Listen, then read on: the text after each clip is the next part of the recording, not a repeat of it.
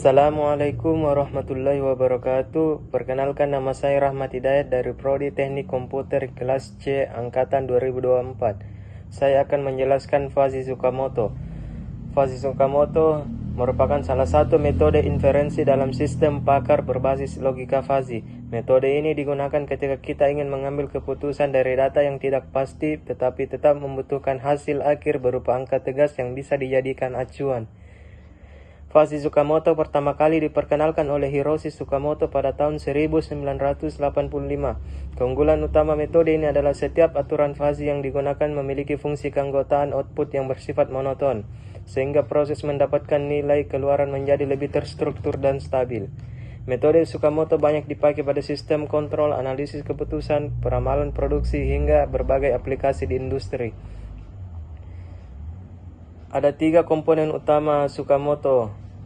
Yang pertama, fazifikasi, tahap di mana nilai tegas seperti permintaan 4000 unit atau persediaan 300 unit diubah menjadi angka keanggotaan dalam himpunan fuzzy seperti sedikit, banyak, atau sedang. Setiap input memiliki fuzzy keanggotaannya sendiri. Yang kedua, ada inferensi. Dalam metode Tsukamoto, setiap aturan if-then tetap sama seperti fuzzy biasa, tetapi nilai output dari setiap aturan dihitung dengan cara khusus yang menghasilkan nilai tegas secara langsung. Setiap aturan akan menghasilkan A predikat, yaitu tingkat kebenaran aturan tersebut, lalu menghasilkan nilai Z menggunakan fuzzy keanggotaan monoton. Yang ketiga ada defazifikasi. Karena setiap aturan sudah menghasilkan nilai Z, tahap defazifikasi cukup dengan menggabungkan nilai Z tersebut menggunakan rumus rata-rata berbobot.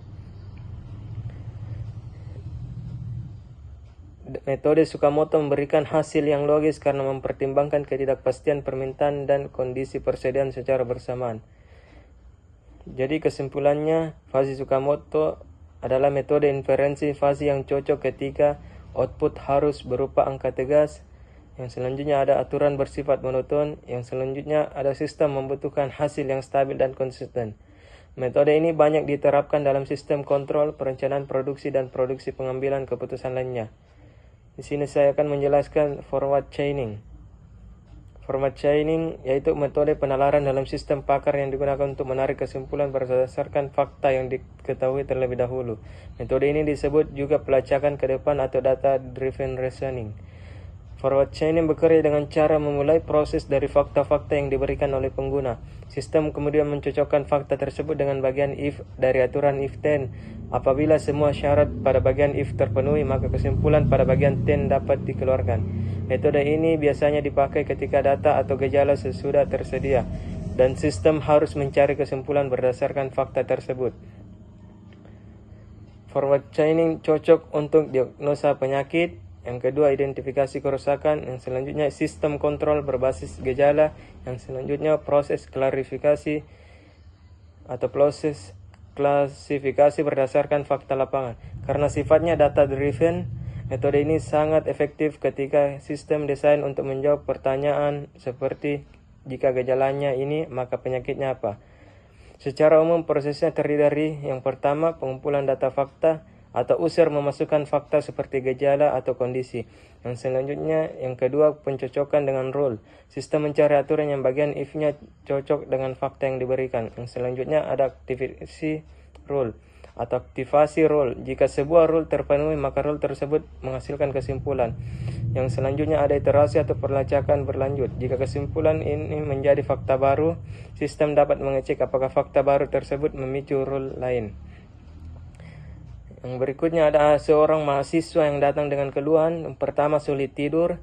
Yang kedua, sering terbangun di malam hari. Yang ketiga, sering minum kopi malam hari. Yang keempat, sering mengerjakan tugas malam hari.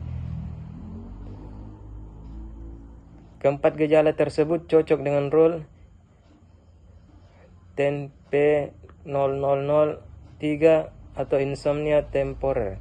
Karena seluruh premis pada rule tersebut terpenuhi, maka sistem mengambil keputusan atau mengambil kesimpulan bahwa mahasiswa tersebut mengalami insomnia temporer. Contoh ini menunjukkan bagaimana forward chaining memberikan hasil berdasarkan kecocokan gejala terhadap aturan yang tersedia. Yang selanjutnya ada kesimpulannya, yaitu forward chaining adalah metode penalaran yang memulai proses dari fakta dan bergerak maju hingga menghasilkan kesimpulan berdasarkan rule yang cocok. Metode ini sangat penting dalam sistem pakar yang melakukan diagnosa atau identifikasi berdasarkan gejala yang dirasakan pengguna.